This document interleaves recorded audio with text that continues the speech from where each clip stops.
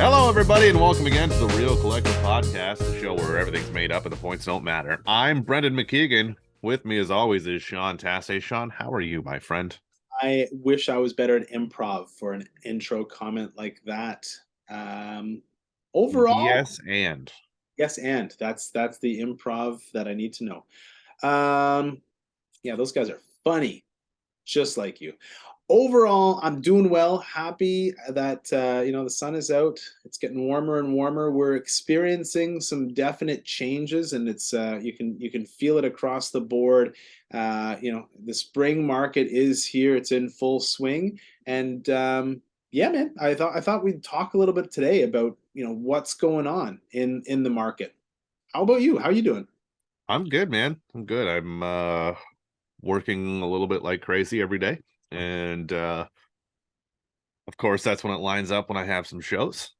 And I did the telltale realtor sign of telling everybody I was going to take a week off and having everybody come out of the woodwork all at once. So if you're a realtor and you're not busy, tell someone you're going on vacation and the people will come out. So yeah, I thought we would talk about the market. And before we do talk about that, I thought you were going to jump in because you did one of those. You did the handout, but people can't see that on the podcast if you're listening. Yes. Speaking of which, if you are just listening to it, thank you very much.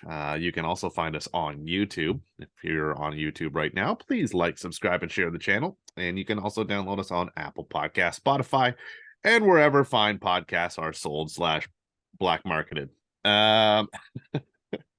You got the bootleg of the Real Collective Podcast? Yeah, I got it off LimeWire yesterday. I downloaded it from oh shoot, I can't think of the name. Napster?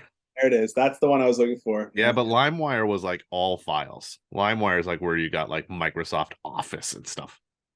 Not me. No, no, no, no. No. But You like, don't have an eye patch. yeah, exactly. You're thepiratebay.org. You know all the sites. Man, I was a broke comedian for a long time. All going back to Two Cows. Yeah. Oh wow, 2 cows. There's a good one. Blast from the past. Anyway. Speaking of transitioning things, if I just say that, speaking of, and Yeah. we're not speaking of it, it's okay to just jump subjects. We're talking about the market. It's currently mid-May 2023, and we're seeing a lot of things. Even from, I would say, the start of the month. I think depending on what your price point is and what the type of home is. So let's say you're looking for the like a townhome, like a nice townhome with maybe a little bit of space. Those are going a lot quicker now. They're not staying on the market if they're priced accordingly. So if that's kind of what you're looking for, you got to be ready to just go and jump on it. Because even if it's not holding offers, a lot of them are only lasting a day because I think realtors are kind of clicking now and sort of getting a vibe for what the market is and putting the right prices on homes. Sometimes it's not really up to the realtor. The client ultimately decides the price, obviously, but on the whole, I find that homes are going much quicker now. Yeah.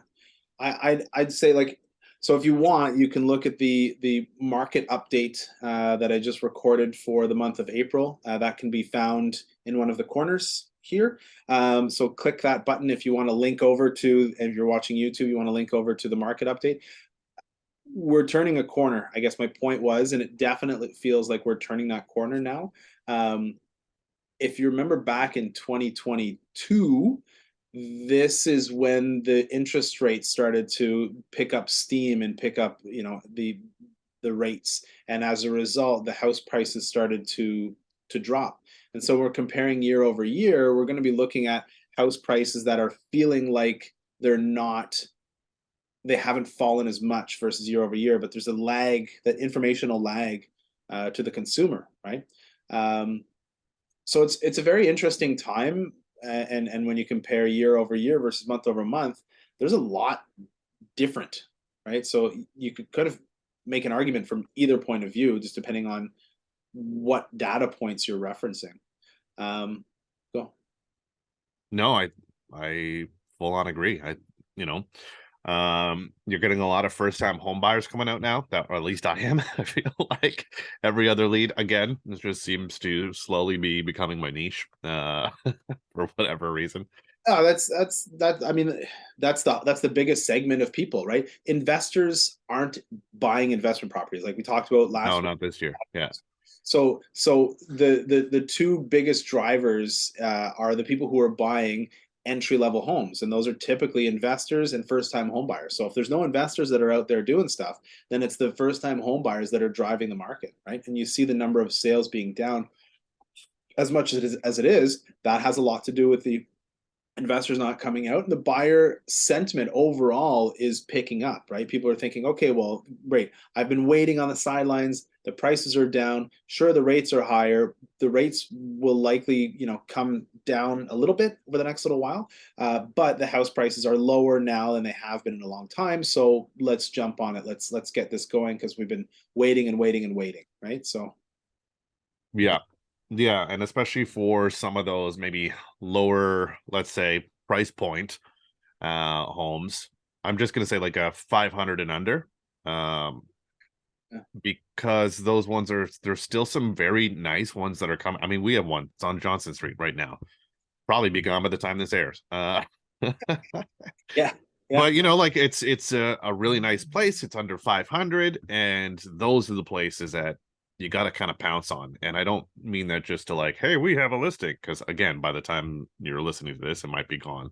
But if that's what you're looking for, you've got to be a little bit more aggressive when you're looking at places that are, in that upper six-figure range for a price of a home. Then maybe there's a little bit more flexibility in time, depending on the home, obviously. Yeah, I mean, so I'll tell you two different scenarios. One is a house that we conditionally sold last night in Rockland, and we thought, hey, you know what, this house is worth something like, between 350 and 380, in that range. That was what the CMA showed, and so we said, you know what, we're going to try what we did last year. This is up to the seller's decision. They chose what they want to do. They said we're gonna hold offers. We're gonna price it really low. We're gonna get a lot of people in. We're gonna hold offers, and you know what, we're gonna do something great. And we tried, and it didn't work. We did have three offers, but those three offers didn't get us to that price point that sort of made sense. Uh, Mm, right. And so we repositioned after that. We said, okay, you know what? Obviously, this is not the right strategy for the market that we're in right now. Buyers are not used to paying more than 10% above what the list price is, right? And we priced it really low to generate a lot of activity. So all we did was we reposition ourselves on the market. We priced it at 365. And you know what? A day or two after, we had it conditionally sold for, again, it's a conditional sale right now, so we can't get into it, but certainly more than we saw when we had it listed, and we at a 300 price point and had three offers for it.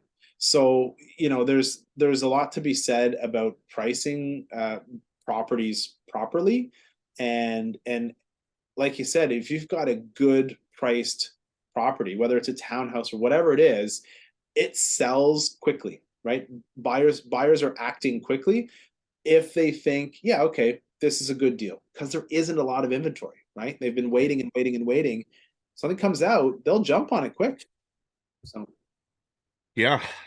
Yeah. And same thing. I mean, if you're in that sort of in between, maybe you don't have to necessarily jump on something right away, but I can tell you, like, I've got clients who at first we were really taking our time because they're also maybe not in as much of a hurry, but I think just the way that things are going now from the time we first started sort of poking around at things, and they see it's like, oh, we really like that place, but we're going to take some time to think about it.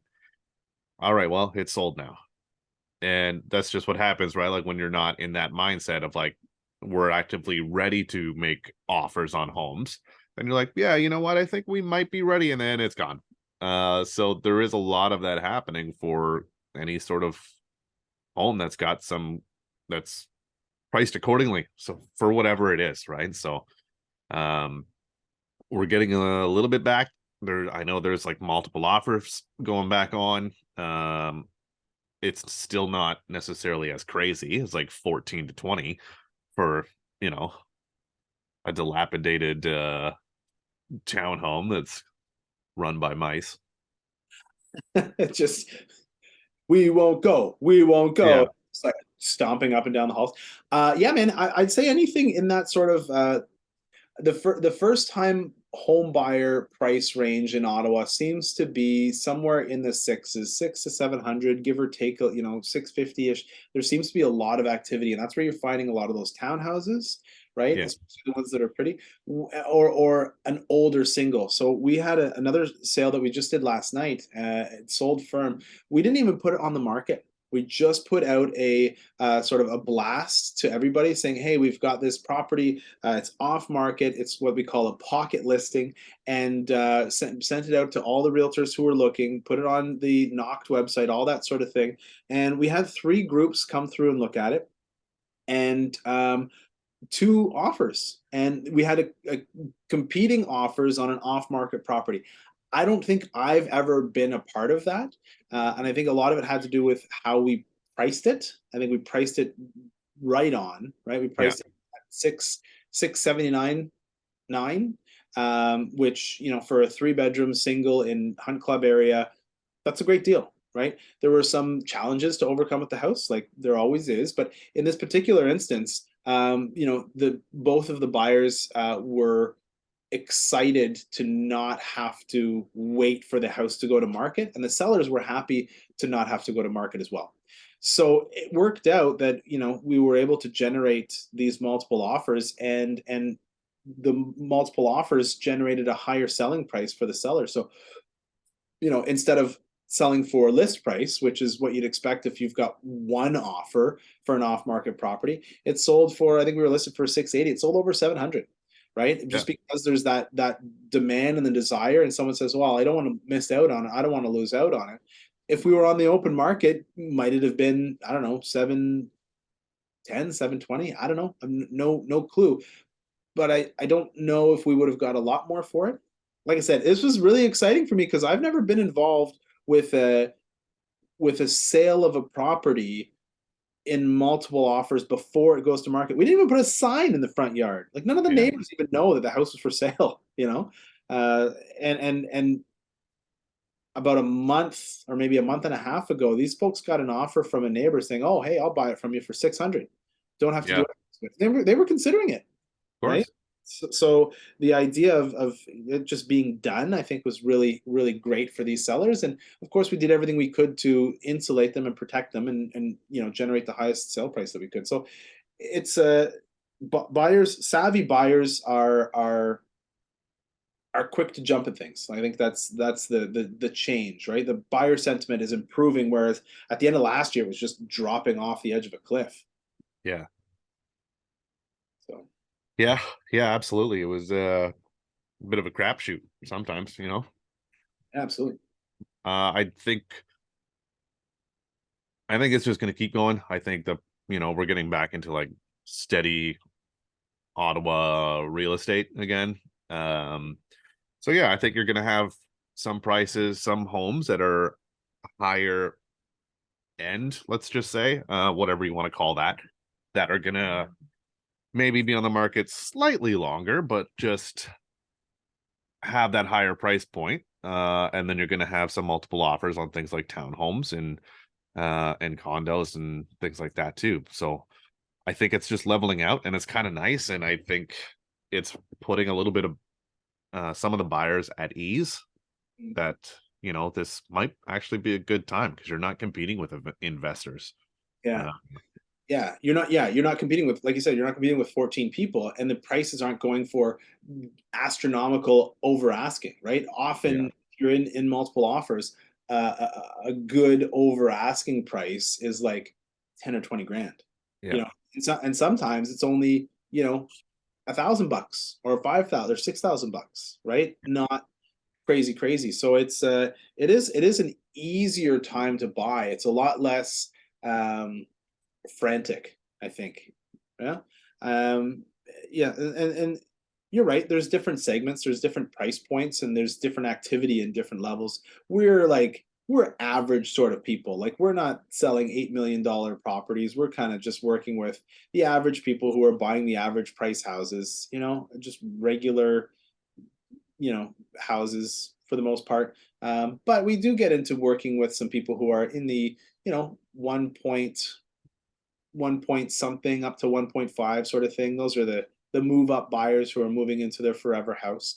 But for the most part, it's sort of middling away in the $600,000-700,000 range, and that's where there's a lot of double income families who are buying their house. That's sort of the price range, right? You get one person who works in the government, another person who works, maybe in the private sector, and that's what they're able to afford. That's what people's income justifies in terms of a price, and that's sort of where the average price of a house is in Ottawa. And there's going to be a lot of people who jump on.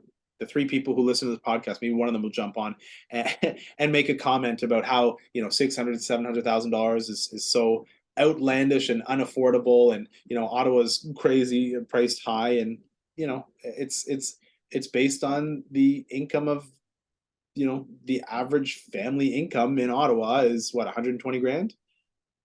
120 grand buys you about a $600,000-700,000 house. So it's average. There's a whole other segment of people who, it's a whole other conversation about having housing, but that's average, right? Regular old people. Yep. Speaking of average, we're going to take a quick break and take a look at one of our videos. That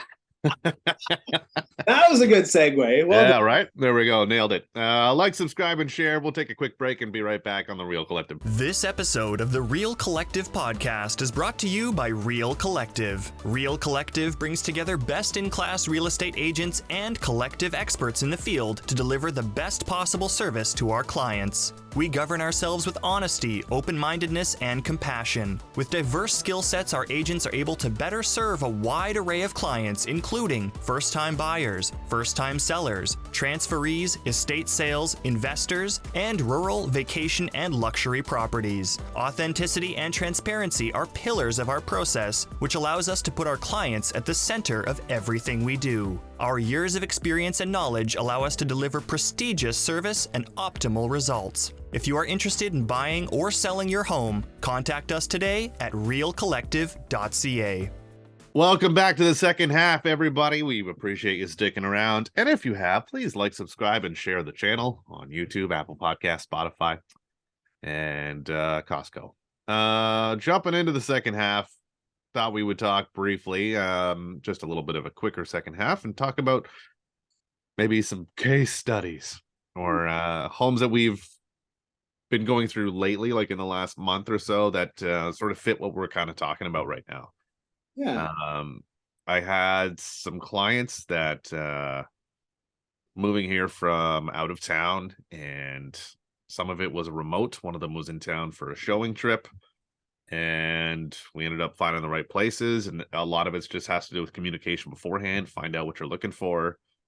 And so for them, it was quite lucky, I guess, but they found the first house, and not the first house, but the first house they offered on, and they were all set. After that, we went through the negotiations, and everything went well, and they have their new place.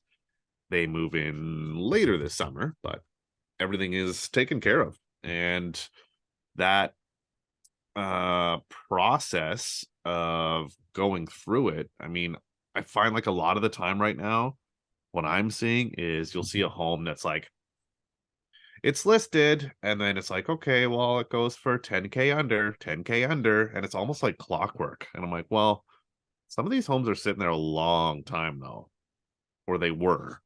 So maybe that's not the case, and some of them are still in neighborhoods where nothing's moving, and a lot of that has to do with conversations. So the back and forth was, I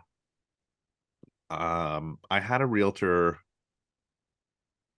ask me if I knew what was going on in Carlton Place. And no, actually, no, it wasn't even that. It was so out here in Carlton Place, it's like this. And I'm like, no, it's not. It's what? Where do And you, it caught them off guard. where do you live? Carlton Place, oddly enough. Okay. Yes.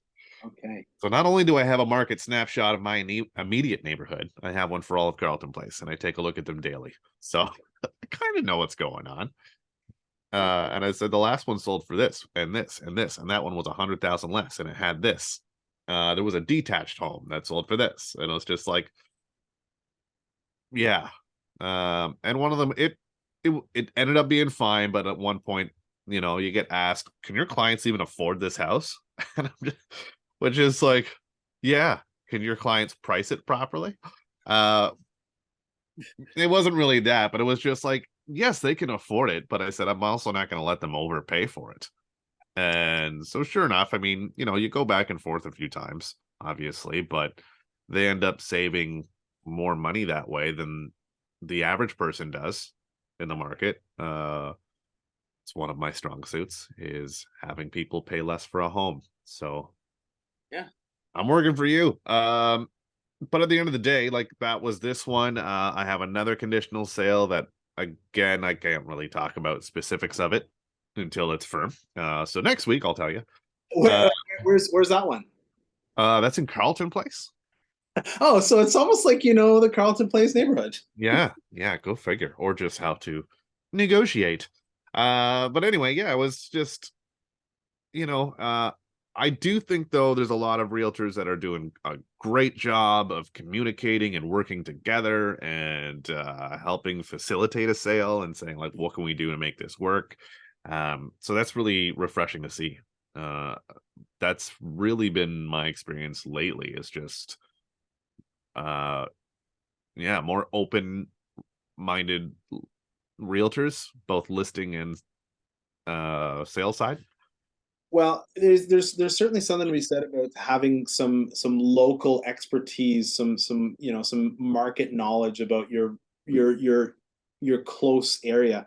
I've got transaction that I've got conditional right now is in an adjacent neighborhood to mine, and same thing. Like we were able to negotiate a great price off the listing price, and it was only on the market for about I think 3 or 4 days before we submitted an offer. So it was listed as a lot. And it didn't sell as a lot, and then it got listed as a house, and we saw it sort of the first day that it was available for showings on the Monday, and I think by Wednesday, either it was Wednesday or Thursday, we had tied it up with a conditional offer. And my clients were happy about it, and it's funny because I told them exactly what would happen in terms of the negotiations, like what we would offer, what we would get back, what we would counter offer, and what we would land at. And what we landed at was exactly the number that we landed at. So it's neat to be able to say, hey, here's what's going to happen, and for that to actually happen. So that was a good scenario. And then we went through. We're going through. We've completed our due diligence. Now we just have to send in the final piece of paper saying, yep, we're good to go. So that's good. But you mentioned people with house hunting trips, and I've had two different groups actually reach out about, hey, you know what, we're moving back to Ottawa, or we're being posted to Ottawa, whatever it is. And I think one thing that is really important is doing that buyer intake, that buyer consultation, to make sure that when people are shopping, they get here and they hit the ground running. And a lot of the times we'll set up a search for you so that when you're coming here what you're getting and what your money buys, and that you're not sort of like hitting the ground, you're just getting here and being in the dark. You're hitting the ground running a lot of the times when you're shopping, and that's because we take the time via Zoom a lot of the times, right, to go through all of this stuff in advance to set you up for a win when you do get here. So I think that's a big thing. And this time of year we do see a lot of people transplanting, and I think that's another segment of the market where people are moving from wherever they are to over here, and that's one of the strong pushes for Ottawa this time of year, right? Yeah, it's pretty prevalent. I just had another meeting, same thing. Past clients, same thing. Last two clients actually, same thing. So like almost everybody is coming from out of town recently, it seems. So there is definitely like a big market of that. And so for people who live here and wonder why housing prices are still crazy, it's because housing prices are crazier in other areas. You know, you're the whole GTA, you know, Oshawa to Hamilton is nuts. And then you're like, okay, well, what's the other option? Oh wow, that one is $400,000 less because it's in Ottawa. Yeah, let's go there. Like it's almost a no-brainer for a lot of people. So Ottawa's still a really good value. People who are coming here from, I mean, we don't need to get on this podcast and explain why Ottawa's so great, but you know, the green space and all of that stuff, right? And the safety of the city, everything about Ottawa. People who are coming here from around, not just around the province, but around the world, right? And saying like, oh my goodness, I didn't realize how great this city was, and we live here, right? So we know it, we get it. But yeah, and one of the great things about our little group is that we do have agents who are sort of, you know, scattered around the city, so we know the different pockets and the different areas really well. You know, whether you're looking in Carlton Place or whether you're looking in Orleans or whether you're looking in Nepean or whatever, right? We've got a lot of intimate market knowledge, and it goes a long way. I think, you know, hey, look, don't buy this house. You know, the place next door was a crack house for 50 years, you know. 50-year, oh, the old 50-year crack house. Or biker hangout or whatever it was, right? I mean, Yeah. you get to know these things, and it helps our clients, right? Yep, absolutely. So yeah, I mean, I don't know if I don't know if I want to beat a dead horse over it, but I think there's a lot of things that we can still talk about. So I think depending on where you are as a buyer in Ottawa, and also a seller, but let's just say where you are as a buyer, it's going to affect you differently. And as a seller too, obviously, like, you know, if you have a certain type of house, it's all coming down to how quickly you need to buy or how quickly you need to sell. And that's going to give you a little bit of that leeway to kind of figure out what you want to do. And that's where we come in and we figure out the game plan for you, take that stress away. So Absolutely, the right move in today's market is to, when you're selling, is to get really precise about the value of your home, list it for that value, or like 99 or 98% of that value, and you'll get the action and the activity, right? And that's what we're here for, is to help you figure out exactly what that fair market value is for your home before you list it, not have to rely on the market to say, oh well, you know, we think it's this, but let's test the market first, right? It's the most important decision you're going to make when you're selling your house, is positioning it properly on the market. So yeah. And if you do want to talk to Sean or I about that, our Calendly links are below. So if you want to get right down to the accuracy of it, there it is. We'll wrap things up here. Again, like, subscribe, and share. Apple Podcasts, YouTube, Spotify, all that kind of good stuff. We have the Real Collective podcast every week. So go into the back catalog and just have yourself a day. Just have yourself a day. I wonder how much is in that back catalog. You've got 7 seasons, 13 episodes per season, half an hour at least per episode. There's some content there. Yeah, that's some content for sure. Take it. Yeah. Kind of do the math on it now. Yeah. So yeah, all of our stuff is there. Reach out to us. Happy to answer questions for you. Put it in the comments. We'll get back to you on that as well. So we'll wrap things up here. I'm Brendan McKeegan. This is Sean Tassay. Until the next one, keep it real. Collective, 39 hours of content at minimum. There you have it. All work week.